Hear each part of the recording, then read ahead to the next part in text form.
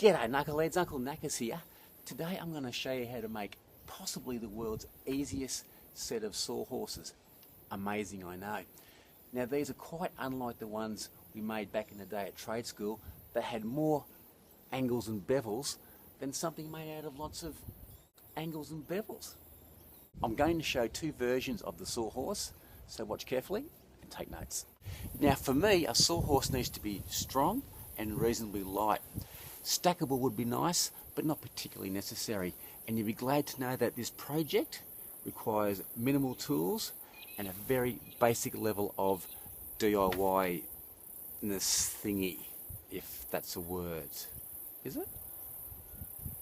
From now on, DIY-ness is officially a word. Now to make these sawhorses, I've used 90 by 35 pine or 4x2 pine. And to make two sets of sawhorses, you're going to need 9 lengths at 2.4 metres long, which I think is about 8 feet in imperial. And the total cost should be around 43 Australian dollars, which I think is pretty good. Now the sawhorses are an I-beam construction, and it's this that gives a sawhorse its incredible strength. Now to make the I-beam, you need to cut 3 lengths, a top, a middle and a bottom. And I want a reasonably wide sawhorse, so I'm cutting mine at 1100 millimeters long, which is about 43 inches. So let's do that.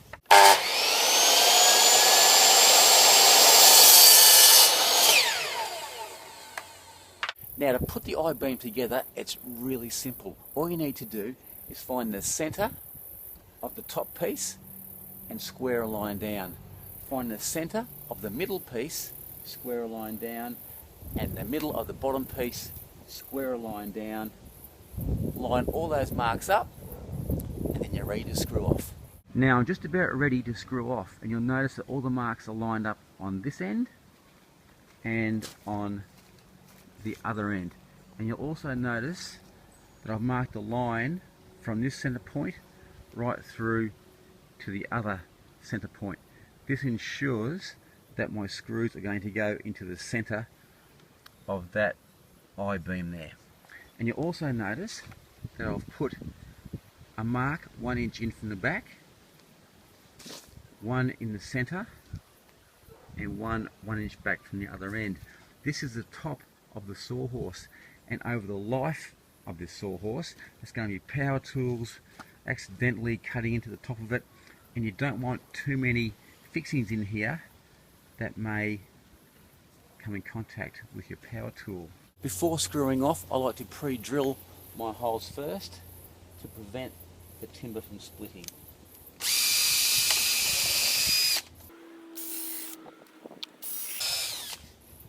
Now it's time to screw this baby together. Make sure that all your marks are still lined up, and we're using 65mm screws.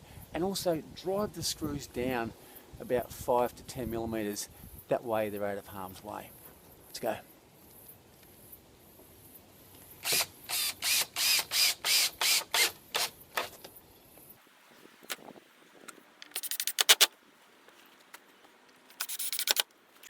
All done.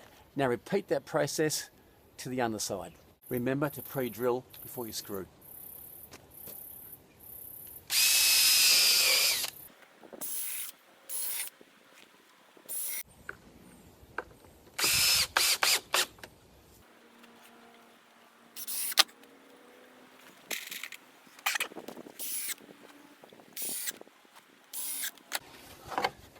So there you have it.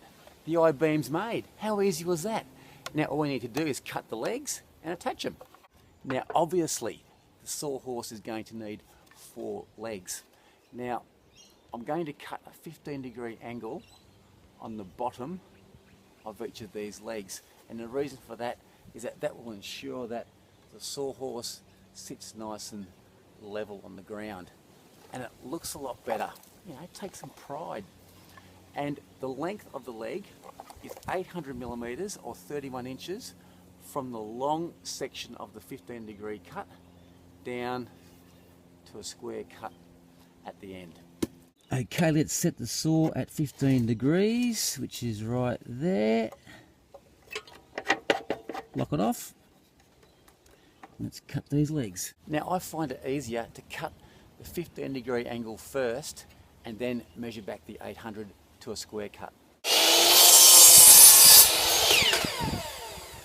Now measure back 800 millimeters or 31 inches from the long point and cut it off square.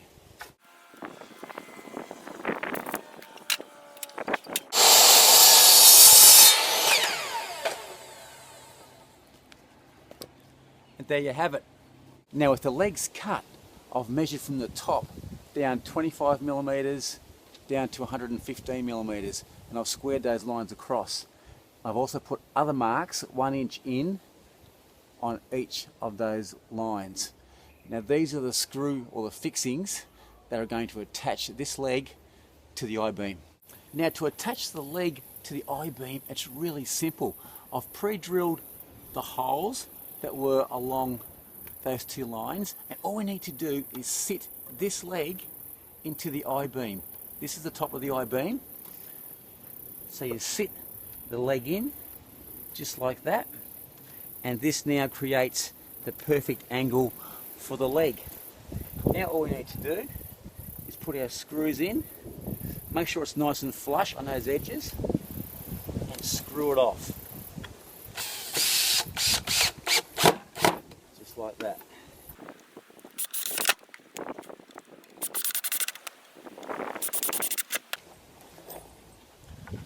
With that leg now screwed off, just repeat that procedure for the remaining 3 legs.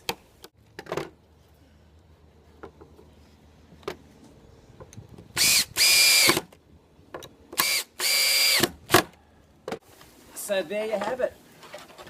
A very basic sawhorse that is extremely strong and is stackable. What a great sawhorse. Now this is a really good sawhorse, and if you look after it, it'll last you a long time. The only drawback with this style of sawhorse is that if this leg or any of the legs receives a hard knock or the sawhorse is dropped, they can become a bit loose and make the sawhorse a bit unstable. So to counteract that, you can add some bracing, and if you want to retain the stackability of this style of sawhorse, you need to put braces on the outside of the legs and the inside of the legs. And the drawback to that, in my opinion, is that the sawhorse becomes big, bulky, and you can't work close to the sawhorse itself. So I'm not a big fan. So if you're prepared to sacrifice stackability, this is how I brace up my sawhorse. Now the first step to bracing this sawhorse is to insert this cross member here. Now I've measured up from the short point on this angled cut down here, 240 millimeters. And I do the same on both sides and put a mark. I then get my cross member and cut an 18-degree cut on both ends. And from long point to long point is about 360 millimeters or about 14 inches. And then you attach this to the legs with a couple of screws and do the same for the other end. And then to tie it all together, all you need to do is cut a piece of timber the same length as your I-beam, and then sit that on top of these cross members and screw it down. And you'll also notice that I've cut a little 45-degree angle here. That's purely there for looks, because it just, a blunt square end looks a bit dodgy in my books. So there you go, all done. Version 1, which is stackable, and version 2, which is not stackable, but is extremely strong and stable. Now, you could do a version 1 and a version 2, like I have here, and stack version, did I just say virgin? And stack version 1 on top of version 2 and kill 2 birds with 1 stone. Now, for a bit of added protection, I think I might whack on a coat of exterior paint, and I think I have some floating around in the shed. That'll give it a pop of colour and ensure that these are around for a long time to come. Okay, we'll put some primer on first.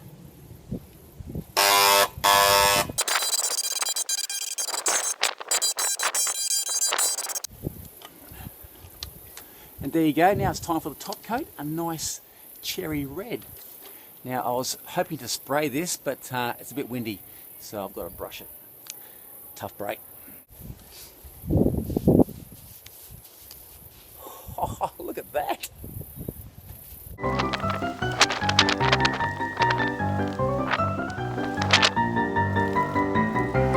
So there we are, all painted up and looking absolutely fantastic.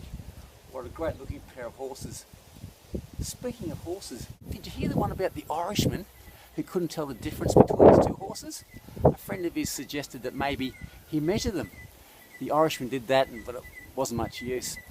But he did find out one thing, that the black horse was 1 inch taller than the white horse. Oh yeah, I'm here all week. Try the veal. Great tip, knackers!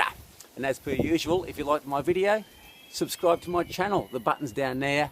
Thumbs up, the button's down there as well.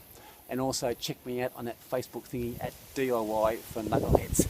Anyway, hope you enjoyed the project. Until next time, I'm out of here. Cheers.